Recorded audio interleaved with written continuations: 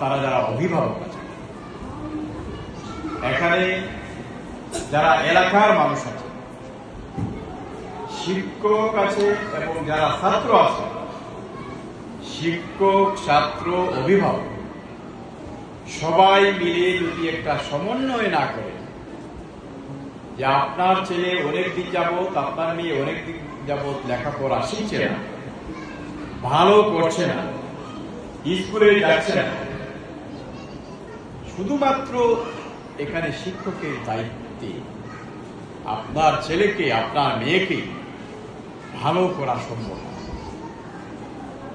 আপনার ছেলে, আপনার মেয়ে 7-এ পড়ে, 6-এ পড়ে, 8-এ পড়ে ওই সাংবাদিক সাহেব যেভাবে সুন্দর একটা মোবাইল নিয়ে ধরে আছে, তো আপনার মেয়েকে, আপনার ছেলেকে আপনি আরেকটি সুন্দর মোবাইল ধরাই দিলেন। পাশাপাশি আপনি রাত জেগে আপনি বললেন যে মোবাইল ধরো না, মোবাইলে মানে চেকিং করো না, আর আপনি 12টা পর্যন্ত, 1টা পর্যন্ত ঠিকই আপনি মোবাইলে চেকিং করলেন। তাহলে হলোটা কি?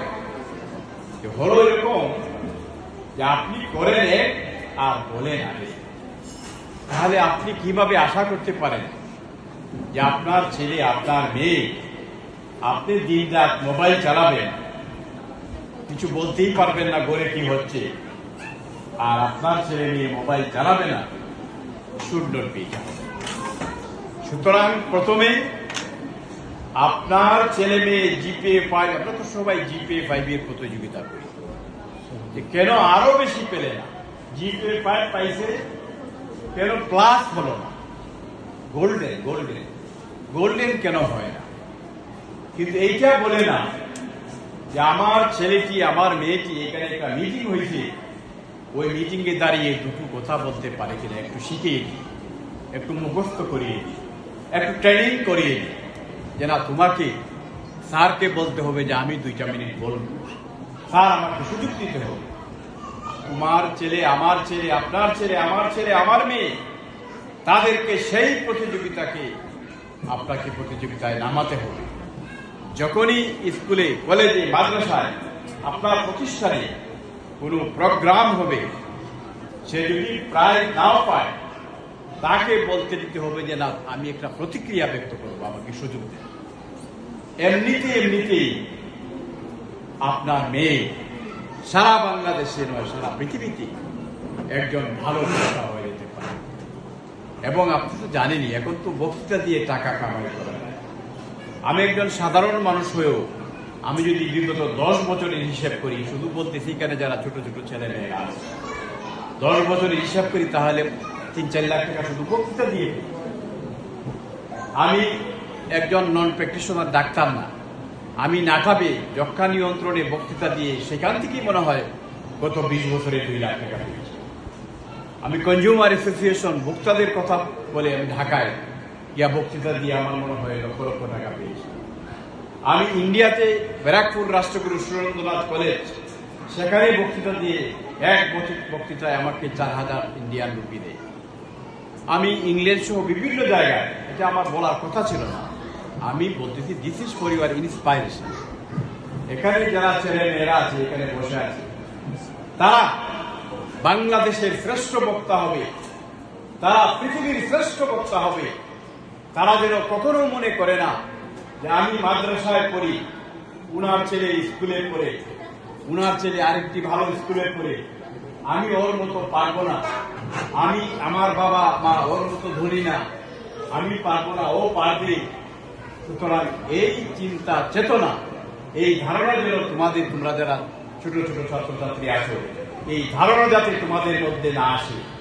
তোমাদের মধ্যে ধারণা আসতে হবে আমি গ্রামে থেকে শহরের ছেলে মেয়েদের উপরে চলে যাব, আমি গ্রামে থেকে আমি ম্যাজিস্ট্রেট হব, আমি গ্রামে থেকে আমি বিচারক হব, আমি গ্রামে থেকেই এই স্কুলে পড়ি, এই প্রতিষ্ঠানে লেখাপড়া করেই আমি ঢাকা ইউনিভার্সিটির শিক্ষক হব, এই প্রতিষ্ঠানে লেখাপড়া করেই আমি বাংলাদেশের বিচারপতি হব, এই প্রতিষ্ঠানে লেখাপড়া করেই আমি বাংলাদেশের প্রধান সেনাপতি। This is your ID. এই কথাগুলো যে আমি বলছি, এগুলো কিন্তু বানানো কথা। ঘন্টার পর ঘন্টা বলা যাবে পৃথিবীতে, বাংলাদেশে যারা অনেক ছেলে মেয়ে যারা জিপিএ 5 পেয়েছে, গোল্ডেন ক্লাস পেয়েছে, এবং বাগান থেকে, আমাদের পার্শ্ববর্তী বাগান থেকেও বিসিএস ক্যাডারে চাকরি পেয়েছে। কিছু তো আসলে মানে আমি তো নিজে বানিয়ে বলতেছি না, তারা কিভাবে পেরেছে। ওই যে বললাম, এই যে ছেলে, ওই যে মেয়ে, সে একটা প্রতিজ্ঞা করেছে, একটা জেদ ধরেছে, আমাকে পারতে হবে, আমি পারবো, আমি পারবো। একটা মানে একটা সাইকোলজি আছে, যদি আপনি মনে করেন যে আমি পারি, তাহলে আপনি পারবেন। আর যদি আপনি মনে করেন আমি পারবো না, আমি পারি না, আমার দ্বারা হবে না, তাহলে একদম পরিষ্কার একটা সোজা সাপটা কথা। মনে যদি করেন পারবো, তাহলে আপনি পারবেন।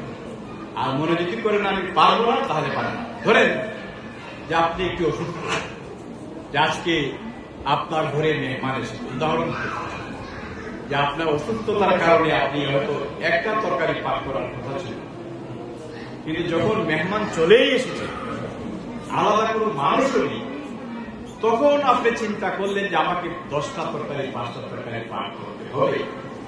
তখন ওই মুহূর্তে আপনি মনস্থির করলেন আমাকে পারতে হবে, তাহলে আপনি পারবেন না। তো ছেলে মেয়েদের ওরা যদি মনে করে পারবো, তাহলে ওরা পারবে। এখন এখানে আসলে আজকে ওনাদেরকে আমি ধন্যবাদ জানাই যে এখানে মিডটার্ম পরীক্ষাকে সামনে রেখে পরীক্ষা বিষয়ক জরুরি নির্দেশনা প্রদানের জন্য একটি অভিভাবক সমাবেশের আয়োজন করা হয়েছে। এটা তো ওনারা কি করবেন, আবারও বলছি, ওনাদের তো কিছু করার নেই।